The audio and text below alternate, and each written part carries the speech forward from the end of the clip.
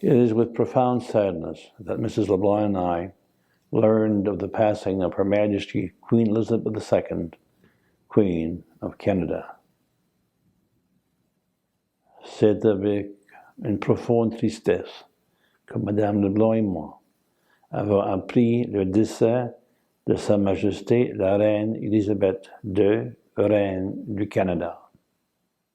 Her Majesty reigned for an historic length of time, and for over 7 decades, she witnessed and was part of many world-changing events.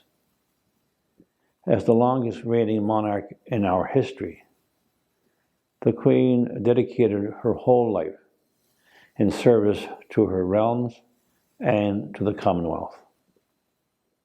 The Queen's life was characterized by duty before self. She first signaled her commitment to her future role as sovereign when she made a radio broadcast in 1947 in Cape Town, South Africa, when she turned 21. In that broadcast, she said, "I declare before you all that my whole life, whether it be long or short, shall be devoted to your service and the service of our great imperial family to which we all belong." At that time, we all did not know that she would go on to be the longest reigning monarch in our history. Princess Elizabeth also noted in her broadcast that although she was 6,000 miles away from her country of birth, she was certainly not 6,000 miles away from home, and that the people of the countries that she and her parents were visiting had taken them to their hearts. She returned that sentiment and love for her peoples, and throughout her long reign, she extended her reach to millions of people around the globe. Her record as the most traveled world leader in human history is unlikely to be surpassed. She was queen of not just her realms and territories, but was head of the Commonwealth of Nations, an organization that grew under her leadership. She was also someone whose example of stability and dignity was recognized in nations where she was not head of state. Simply stated, she was universally respected and admired. As Queen of Canada, she made 22 tours to our country, more than any other realm. Throughout her life, she journeyed to every province and territory and made 5 trips to Nova Scotia. In November 1951, the then Princess Elizabeth first visited Nova Scotia as part of a pan-Canadian tour on behalf of her father, King George VI, and she was accompanied by His Royal Highness, the Duke of Edinburgh. During this visit, and all of her other subsequent trips, she was met with great enthusiasm and joy. The Queen would visit Nova Scotia again in 1959, 1976, and 1994.